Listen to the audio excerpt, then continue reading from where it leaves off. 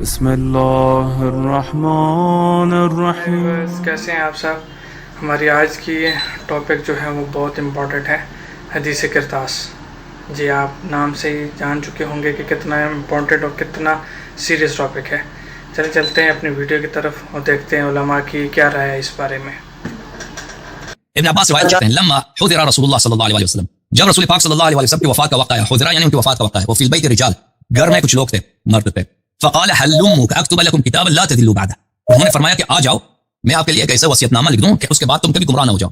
فقال بعضهم، ان میں سے ایک شخص نے کہا ان رسول اللہ صلی اللہ علیہ وسلم غلبه الوجع وعنده القرآن، اس نے کہا کہ رسول پاک صلی اللہ علیہ وسلم کی عقل چلی گئی ہے، یہ درد کی وجہ سے یہ جو ہے ایسی غلط باتیں کر رہے ہیں، ان کا عقل نہیں ہے، ان کا عقل مغلوب ہو چکی بیماری کی وجہ سے، اور آپ کے پاس قرآن ہے، حسبنا کتاب اللہ، قرآن ہمارے لیے کافی ہے، قرآن ہمارے پاس ہے، قرآن کافی ہے. فاختلف اہل البیت واختصموا، وہاں پر جو گھر میں جو لوگ تھے کمرے میں تھے انہوں نے آپس میں اختلاف کیا، نزاع کیا اور آپس میں مخاصمت کیا. فمنهم من يقول قربوا يكتب لكم كتابا لا تضلوا بعده، ان میں سے کچھ کیا کہہ رہے تھے، کچھ کہہ رہے تھے کہ لے کیا قریب کر دو، نزدیک لا دو.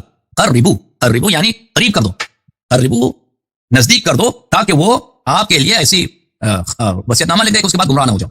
تو اس کا مطلب ہے کہ وہاں پہ قلم کاغذ تھا، دیوات تھا، جو بھی لکھنے کی چیزیں تھیں اس کو قریب کر دو، لکھنے دو. اور دوسرے کہہ رہے تھے ومنهم يقول غير ذلك، دوسرے کہتے تھے کہ نہیں یہ نہیں کرنا، ان کی عقل چلی گئی ہے اور کہ کتاب اللہ کافی ہے. ٹھیک ہے میرے بھائی، یہ بات نہیں ہے قلم کاغذ نہیں تھا وہاں پر، امیر المؤمنین علیہ السلام کہتے ہیں یہ صریح دلالت کرتا ہے قلم کاغذ وہاں پر ہے.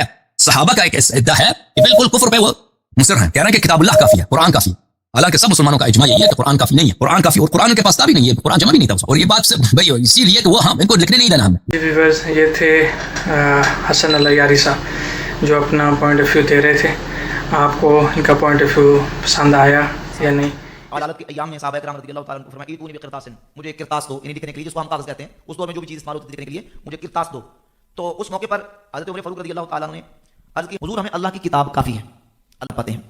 حالانکہ اسی حدیث کے اندر صحیح بخاری کے اندر 1437 نمبر صفحہ پر روایت موجود ہے کہ جب نبی پاک علیہ الصلوۃ والسلام نے وہاں موجود لوگوں سے کرتاس کا مطالبہ کیا تو صرف حضرت عمر نہیں بلکہ حضرت عمر کے ساتھ اہل بیت کے افراد بھی شامل تھے، اہل بیت کے لوگ بھی شامل تھے جنہوں نے یہ کہا کہ یہاں نبی علیہ الصلوۃ والسلام چونکہ مرض کی حالت میں ہیں تو آپ صلی اللہ علیہ وسلم کے آرام کا خیال کرتے ہوئے کہ تاکہ حضور پہ گرا نہ گزرے، حضور مشقت میں نہ پڑیں، اور نبی کریم علیہ الصلوۃ والسلام کو مشقت سے بچانے کے لیے صحابہ نے ازراہ ہمدردی اس مقام پہ یہ کہا کہ حضور ہمیں اللہ کی کتاب کافی، آپ نے ساری چیزیں بیان فرما دی، آپ آرام کریں. یعنی یہاں نعوذ باللہ تعالیٰ انکار مقصود نہیں تھا، یہاں نعوذ باللہ تعالیٰ حکم کی نافرمانی مقصود نہیں تھی، بلکہ یہاں مقصود تھا صحابہ کا کہ حضور کو مشقت میں نہ ڈالا جائے، اور ازراہ ہمدردی اور ازراہ رحم جو ہے محبت اور شفقت کے انہوں نے نبی پاک علیہ السلام کی بارگاہ میں یہ عرض کیا کہ اللہ کی کتاب کافی، آپ تکلیف نہ فرمائیں اور آپ مشقت نہ فرمائیں. جیسے سمجھیے حدیبیہ کے مقام پر رسول پاک صلی اللہ علیہ وسلم نے جس وقت علی رضی اللہ عنہ کو کہا تھا کہ میرے نام کے ساتھ محمد رسول اللہ، یہ رسول اللہ کا لفظ مٹا کے محمد ابن عبداللہ لکھو، تو حضرت علی نے اس موقع پر انکار جو کیا تھا وہ نعوذ باللہ تعالیٰ العیاذ باللہ سرکشی کی بنیاد پر نہیں، نافرمانی کی بنیاد پر نہیں، بلکہ حضرت علی نے اس موقع پر جو انکار کیا تھا وہ ازراہ محبت اور عقیدت کیا تھا، اور یعنی گویا کہ وہ کہہ رہے تھے کہ حضور میری غیرت ایمانی گوارا نہیں کرتی کہ میں اپنے نبی کے نام کے ساتھ رسول اللہ کا لفظ مٹاؤں. تو اس نبی پاک علیہ الصلوۃ والسلام نے خود وہ چیز جو کرتاس تھا اس کو لے کے تو اس کو محمد بن عبداللہ کر دیا، محمد رسول اللہ سے. اب مولا علی نے یہ جو اقدام کیا ہے یہ نعوذ باللہ تعالیٰ کو نافرمانی یا بغاوت کی بنیاد پہ نہیں بلکہ یہ محبت اور شفقت اور اپنی غیرت ایمانی کے تقاضے کی بنیاد پہ. تو وہاں صحابہ کرام نے حضور کی بارگاہ میں جو گزارش کی تھی وہ اس بنیاد پہ تھی. ٹھیک ہے نا، جو الزام اور اعتراض رافض کا ہے وہ بالکل باطل ہے. اب جی ویورز، یہ تھے مفتی راشد محمود صاحب جو اہل سنت کی طرف سے اپنا پوائنٹ آف ویو دے رہے تھے.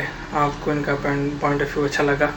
ان کے دلائل کتنے مضبوط تھے کتنے نہیں، اس بارے میں کامنٹس میں ضرور اظہار کیجیے گا. آپ کو کیسے لگے مفتی راشد محمود صاحب نے جو کہا کہ حضور کو تکلیف زیادہ یار قرآن کافی ہے، اب ان کی نیت پر بھی حملہ کیوں کریں؟ انہوں نے کہ اتنی تکلیف میں حضور شفقت فرما رہے ہیں، دین تو پورا کر دیا، مکمل ہو گیا، اتنے اتر گئی ہیں، اس لیے کیا لکھوانے کی ضرورت ہے؟ یہ ان کا بھی ادھر ہم مان سکتے ہیں کہ تکلیف یہی لفظ کہنا کہ آپ کو تکلیف زیادہ ہے، قرآن ہمارے لیے کافی ہے، مگر علماء خود مانتے ہیں کہ دینا بہتر تھا. جب آپ نے کہا تھا نا تو دینا ہی اچھا تھا. کوئی نہیں، کیونکہ اللہ کے رسول سے زیادہ کون جانتا تھا کہ قرآن کافی ہے یا نہیں کافی. اس طرح ہوتا نا کہ انہوں نے کہا تھا دوسرے بھی ان کے ساتھ مل جاتے، راضی ہو جاتے، لمبا جھگڑا نہ کرتے. پھر بھی بات جب دو پارٹیاں ہو گئی نا، ایک کہنے لگے جو حضور کہتے ہیں وہ کرو، ایک کہنے لگے جو عمر کہتا وہ، تو پھر اتنا جھگڑے کے شور بڑھ گیا، کثرت لغت ورتفع الصوت، شور بہت ہوا اور آوازیں بہت اونچی ہو گئی. پھر حضور نے جو فرمایا نا ما ينبغي نبی تنازع، کہ نبی کے سامنے یہ جھگڑا کرنے کا حق نہیں تھا، حکومت اٹھ جاؤ یہاں سے. اس سے بات ذرا خطرناک بن گئی. آپ نے کہا نبی کے ہوتے ہو تم نے یہ جھگڑا کیا. اس میں آتا بھی ہے کہ نبی کی آواز سے آواز اونچی نہ کرو ورنہ تمہاری نیکیاں ضائع ہو جائیں گی. کسی عدالت میں لے جاؤ کیس یہ کہ آخری وقت پیغمبر خاص دار کرتا، اور خاص بھی اتنی مبارک کہ اگر تم ایسا کرو گے تمہیں جھگڑے نہیں ہوں گے، اختلاف نہیں ہوں گے. تو جب ابن عباس رضی نے یہ مجاہد بیان کی تو بڑا روئے. جب پوچھا نا آج کون سا دن ہے، لوگوں نے کہا جمعرات، تو اتنا روئے کہ ان کی آنکھوں سے آنسو گر کر نا جو پلاٹ میں کنکریاں تھی وہ بھی چارن، تو انہوں نے کہا جمعرات کے نام پر، انہوں نے کہا یہی منحوس دن تھا جس میں حضور نے یہ کہا تو لوگوں نے شور کر دیا اور اس شور کی وجہ سے آپ کے راستے میں رکاوٹ ڈال دی تو لکھنے میں روڑا اٹکا دیا. اور یہ جو کچھ اب تم بھوت رہے ہو نا جنگ جمل سفینی سارا اس کا بدلہ ہے. اگر اس وقت تم لکھنے دیتے تو یہ ہاتھ مرا کیوں ہوتا؟ کر سکتے بھائی یہی کہیں گے کہ اللہ کو جو منظور تھا ہو گیا, کام برا ہوا, یہ کہنا چاہیے, یہ نہیں کہنا چاہیے. اگر ہم کہنا کہ حضور غلط کہہ رہے تھے لکھوانے کا ارادہ, آپ جھوٹے تھے, عمر سچا تھا, تو پھر یہ تو نبی پاک کے خلاف نہیں کہیں گے آپ کا ارادہ ٹھیک تھا, مگر بات ہماری بدقسمتی کیا ہے. جی بس تو کیسی لگی آپ کو مولانا صاحب کی بات؟ مولانا صاحب ہمیشہ ایک معتدل بات کرنے والے عالم دین ہیں, تو ہوپ سو آپ کو ان کی بات پسند آئی ہوگی. جیسی بھی لگی کامنٹس میں ہمیں ضرور بتائیے. موقع پہ کاغذ قلم آ جاتا, شانے کی ہڈی کاغذ نہ کہ کاغذ زمانے جو ہوتے ہی نہیں تھی, تو حضرت ابوبکر کے لیے خلافت لکھوا سکتے تھے, حضرت علی کے لیے نہیں لکھوانی تھی. نبی صلی اللہ علیہ وسلم اللہ کے خلیفہ تھے دنیا پہ, بادشاہ تو آئی نہیں تھے, وہ کبھی بھی بادشاہت والا معاملہ کر نہیں سکتے تھے, وہ کبھی بھی اپنا خاندان میں سے کسی کو نہیں نما سکتے تھے. بخاری میں حدیث موجود ہے کہ عباس بن عبد المطلب کہتے ہیں کہ میں بنو ہاشم کے چہرے موت کے وقت پہچانتا ہوں, مجھے لگتا ہے نبی علیہ السلام زیادہ عرصہ زندہ نہیں رہیں گے, تو آؤ ہم ان سے خلافت کے لیے ڈیمانڈ کر لیتے ہیں. تو حضرت علی نے کیا کہا تھا کہ اگر رسول اللہ نے انکار کر دیا تو ان کی امت کبھی بھی ہمیں اس امر خلافت میں شریک نہیں کرے گی. ان کو پتا تھا, ورنہ حضرت علی نے چوتھا خلیفہ بھی نہیں ہونا تھا. جا کے پوچھ لیتے نا تو اس نے کہا تھا نہ, پھر کیونکہ نبی علیہ السلام ملک نہیں تھے نا.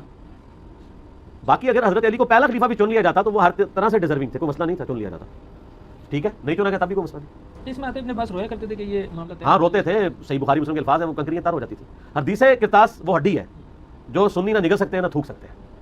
بہرحال میں نے کوشش کر کے تھوڑا سا اس کو گرائنڈ کر کے نکلوانے کی کوشش کی ہے. بس یہ تھے انجینئر محمد علی مرزا صاحب, جو اپنی رائے میں ہمیشہ سے منفرد رہے ہیں. تو اس بارے میں جو ان کی رائے آپ کو کیسی لگی؟ میں تو خود بہت حیران ہوں ان کی رائے سے, لیکن آپ کو کیسی لگی ان کی رائے؟ واقعہ کرتاس بیان کر کے حضرت عمر پر نعوذ باللہ ہاتھ صاف کرنے کی ناکام کوششیں کی جاتی ہیں. واقعہ صحیح بخاری میں 6 جگہ امام محمد بن اسماعیل البخاری رحمہ اللہ المتوفى 256 ہجری اس حدیث پاک کو لائے ہیں. رسول اکرم صلی اللہ علیہ وسلم نے وفات سے پہلے جمعرات کے دن, ایک روایت میں بدھ کے دن, حضور کی وفات پیر کے دن ہوئی ہے, جمعرات جمعہ ہفتہ اتوار پیر 5 دن پہلے صحابہ کرام جمع ہے. اللہ کے رسول فرماتے ہیں لاؤ کاغذ قلم, لاؤ قلم دوات جو اس زمانے کا تھا, میں تمہیں ایسی تحریر لکھ دوں تم کبھی گمراہ نہیں ہوں گے. جو نئے ہیں وہ دوڑے ہیں قلم دوات کی طرف. عمر فاروق نے روک دیا, کہا یا رسول اللہ حسبنا کتاب اللہ, ہمارے پاس تو آپ کی دی ہوئی اللہ کی کتاب کافی ہے. رسول اکرم صلی اللہ علیہ وسلم نے نہیں لکھوایا. یہ مجلس برخاست ہو گئی ہے. کہتا ہوں جی ہاں رسول اللہ نے قلم دوات مانگا تھا, عمر فاروق نے فرمایا تھا ہمارے لیے اللہ کی کتاب کافی ہے, تو ٹھیک فرمایا تھا. کیوں؟ رسول اللہ کے اوپر عمر فاروق نے ایمان لایا ہے, 23 سال رسول اللہ کی کلاس اٹینڈ کی ہے, قرآن رسول اللہ سے سمجھا, حدیث رسول اللہ سے سمجھی. عمر مزاج شناس پیغمبر ہے, رسول ہمارا امتحان لے رہے ہیں کیونکہ حضور پاک پر اب سے 85 دن پہلے یہ آیت اتر چکی ہے, الیوم اکملت لکم دینکم واتممت علیکم نعمتی ورضیت لکم الاسلام دینا. لیز کی ضرورت نہیں ہے, حضور دین پڑھا چکے, قرآن دے چکے, ان کو کسی نئی چیز کی ضرورت ہے. حضور نے امتحان لیا, عمر امتحان میں پاس ہوئے ہیں. عمر باہر کے بندے تھے, گھر کے نہیں تھے. علی المرتضی رضی اللہ عنہ حضور کے گھر کے بندے تھے. جب عمر یہاں مجلس سے اٹھ گئے, پیچھے 5 دن حضور پاک دنیا میں رہے, علی المرتضی رضی اللہ عنہ ساتھ رہے. جمعرات جمعہ ہفتہ اتوار پیر کے دن چاش کی نماز کے وقت تقریباً 10 ساڑھے 10 بجے اللہ کے رسول کی وفات حضرت آیات ہوتی ہے. تو میں پوچھنے کہا کرتا ہوں کیا علی المرتضی نے پیچھے حضور سے کچھ لکھوایا؟ اور اگر نہیں لکھوایا, حضور نے نہیں لکھ دیا, تو یہ پھر اعتراض اللہ کے رسول پہ آتا ہے. اگر تو کہتا ہے کہ یہ حقیقی حکم تھا, امتحان نہیں تھا, لکھوانا ضروری تھا, تو پھر حضور نے نہیں لکھوایا, رسول اللہ کو نبی کس منہ سے مانے گا؟ پھر یہ تو نبوت مصطفیٰ پہ حرف آتا ہے, رسالت محمدی پہ حرف آتا ہے صلی اللہ علیہ وسلم. جی بس یہ تھے عبد الواحد قریشی صاحب جو بند سے. تو یہ تو دلیل کے بےتاج بادشاہ ہیں. تو آپ کو ان کی دلیل کتنی پسند آئی اور کتنی مضبوط لگی؟ ضرور ہمیں بتائیے گا کہ ان کے دلائل مضبوط تھے یا نہیں. واقعہ کرتاس کی کیا حقیقت ہے؟ ایک بخاری کی روایت میں بیان ہوا ہے کہ نبی صلی اللہ علیہ وسلم نے دنیا سے رخصت ہونے سے کچھ دن پہلے کچھ لوگوں سے کہا کہ کوئی کاغذ لاؤ میں تم کو کچھ نصیحت لکھ دوں.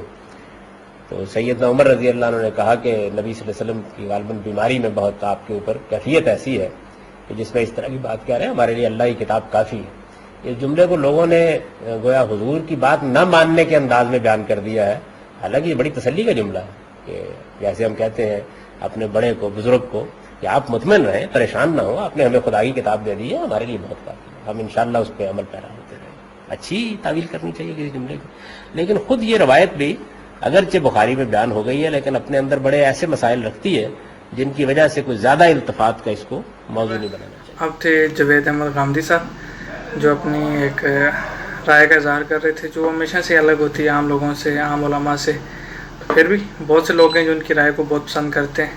تو آپ کو ان کی رائے پسند آئی یا نہیں یہ ضرور بتائیے گا ہمیں. اعتراض ہے کہ اللہ کے نبی علیہ الصلوۃ والسلام نے اپنی وفات کے وقت قلم اور کاغذ مانگا اور آپ کو قلم اور کاغذ نہ دینا یہ گستاخی ہے نا. قرآن کہتا ہے جو نبی دے وہ لے لو، جس سے منع کرے اس سے رک جاؤ. یہ سارا اصل میں ملبہ ڈالتے ہیں حضرت عمر رضی اللہ تعالیٰ عنہ پر.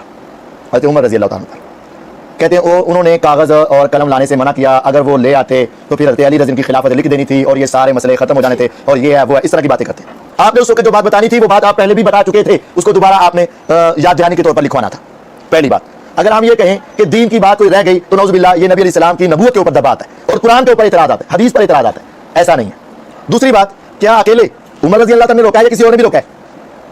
اہل بیت نے روکا ہے. حضرت عمر رضی اللہ تعالیٰ اکیلے نے نہیں کہا. جو اعتراض حضرت عمر پر آتا ہے نا وہ اعتراض اہل بیت پر آتا ہے. اللہ کے نبی علیہ السلام نے فرمایا کتاب لاؤ تو میں لکھ دوں کبھی گمراہ نہیں ہوگے.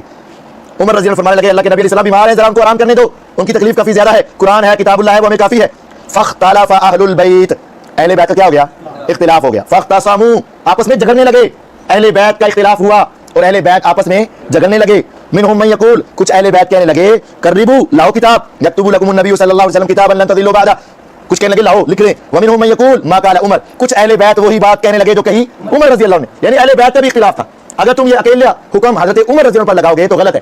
جو حکم اہل بیت پر لگاؤ گے وہی حکم حضرت عمر رضی اللہ عنہ پر لگا دو. ایسے بھی عقلی لحاظ سے بھی یار آپ دیکھیں، آپ کے پاس 5 افراد ہوں اور 5 میں سے ایک ہی آپ نے ایسا بندہ رکھا ہو جو آپ کی باتوں کو لکھتا ہے اور آپ کے فرامین کو نقل کرتا ہے اور باقی 4 یہ کام نہیں کرتے. تو میں کہوں کہ جناب قلم 2 ہاتھ لگاؤ، لاؤ آپ کو میں لکھوانا چاہتا ہوں، تو پھر اس سے مراد کون ہوگا؟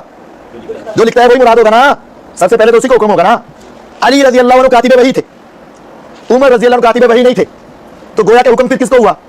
علی رضی کو حکم ہوا نا. کاتب وحی جو ہیں تو حکم ہی حضرت علی رضی کو ہوا ہے. اگر وہ نہیں لے کر آئے تو نافرمانی کس نے کی ہے؟ کس نے کی نافرمانی؟ ہم ان کا بھی دفاع کریں گے. وہ بھی سمجھتے تھے اللہ کے نبی علیہ السلام بیمار ہیں. جیسے کوئی بیمار آدمی کوئی کام کرنے لگے تو دوسرے ہمدردی کی وجہ سے کہتے ہیں آپ رہنے دیں، آپ آرام کر لیں، آپ بیٹھ جائیں، کام ہو جائے گا، آپ پریشان نہ ہو. تو یہ ان کے ساتھ ہمدردی ہوتی ہے، یہ ان کے ساتھ دشمنی نہیں ہوتی. تھے عتیق الرحمان علوی صاحب اہل الحدیث سے، تو ان کی بھی رائے آپ نے دیکھی. ہم نے کوشش کی ہے کہ تمام علماء کی رائے کو شامل کیا جائے، تمام مکاتب فکر سب کو شامل کیا جائے تاکہ آپ کو سب کی بات ایک ہی پلیٹ فارم پہ مل جائے اور آپ کو سمجھ لگے کہ کون صحیح بات کر رہا ہے، دلیل کے ساتھ کر رہا ہے یا ویسے ہی کہانی سنا رہا ہے. تو یہ ڈیسائیڈ آپ نے کرنا ہے، آپ کی بات، آپ کو کس کی بات زیادہ مضبوط اور صحیح لگی.